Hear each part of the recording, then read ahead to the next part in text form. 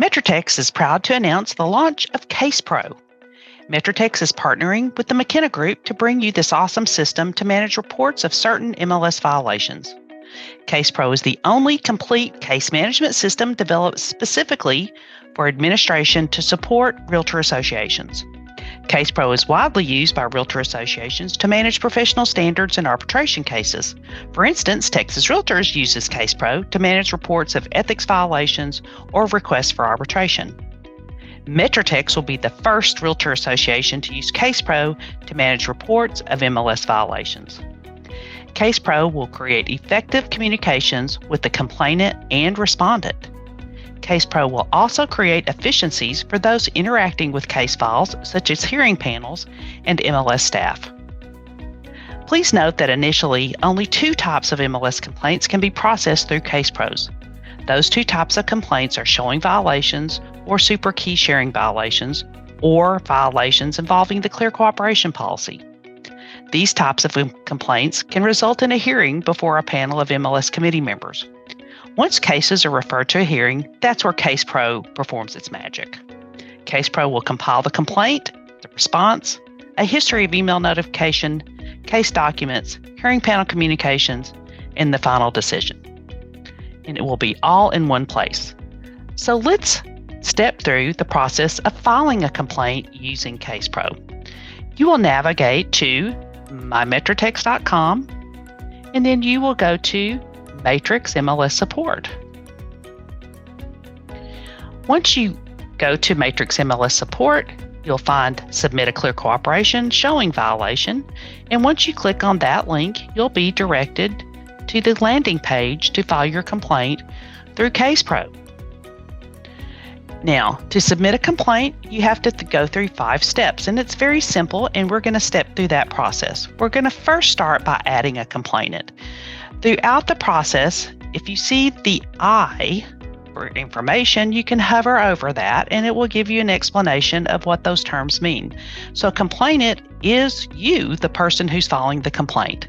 So I'm going to click on Add a Complainant.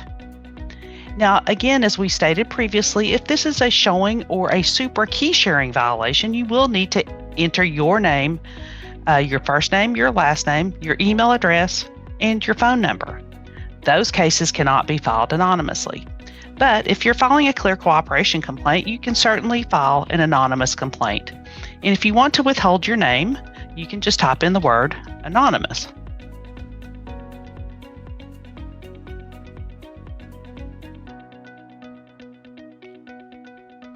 And for your email address, you can put noemail@noemail.com. And for the phone number, you can just enter a series of numbers. It doesn't matter which ones. And then click on Save Complainant. You'll want to review the information that you've entered as the complainant, and then save and continue to step 2. The next step is to add a respondent. The respondent is the person that you're filing the complaint against. And so that would need to be someone who receives their MLS services through MetroTex. So you're going to click on Add a Respondent. If you know the respondent's first and last name, you can certainly do the lookup here. It is going to look up this person's information against the MetroTex membership database. The most efficient way is if you know their license number. If you have their tracked license number, make sure you put that 0 in the front of it. I'm just going to use my staff license number, which is fake, and I'm going to click on Search. And that should check against the MetroTex membership database for those who receive MLS services through MetroTex. I'm going to choose that person. I'm going to verify that I have the correct person here. And then I'm going to choose the MLS violations. Section 7, if you hover over the I for information, is the Clear Cooperation Policy.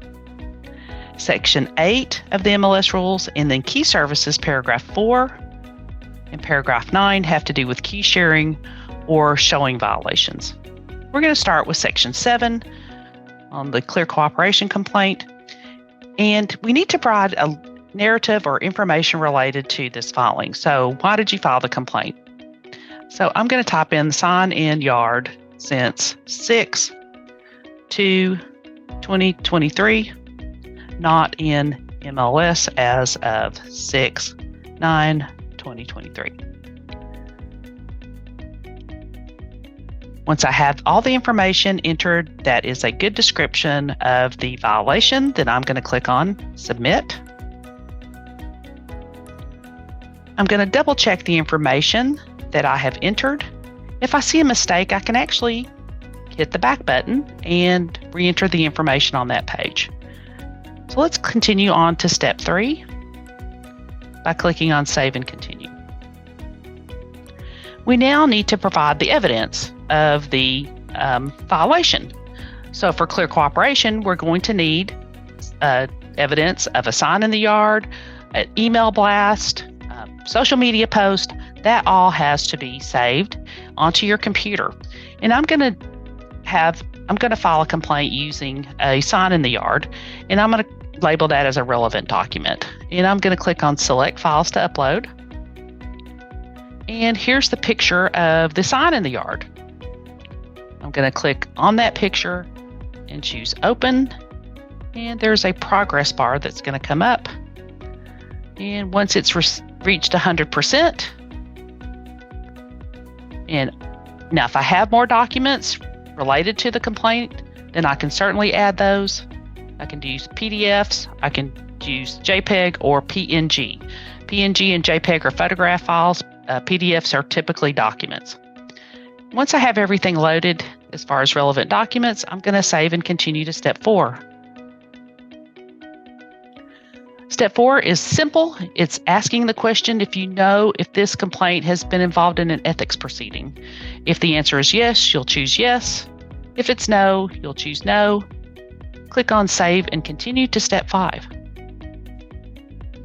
We are now at the last step of the complaint filing, and we're going to provide the information about the property. If this is a showing violation, then there'll be an MLS number. There should be an MLS provided, but if it's clear cooperation, then those are not in the MLS. There's not an MLS number, so you can type in just a series of numbers, whatever you choose, but the property address will be required. And then you need to provide your electronic signature by typing in the first and last name that you provided in step 1. And you have to type it in exactly how you provided it in step 1, then click Submit. And once you've completed step 5, you will receive a confirmation page thanking you for submission, providing you with a case number, and directing you to call the MLS department if you have any questions.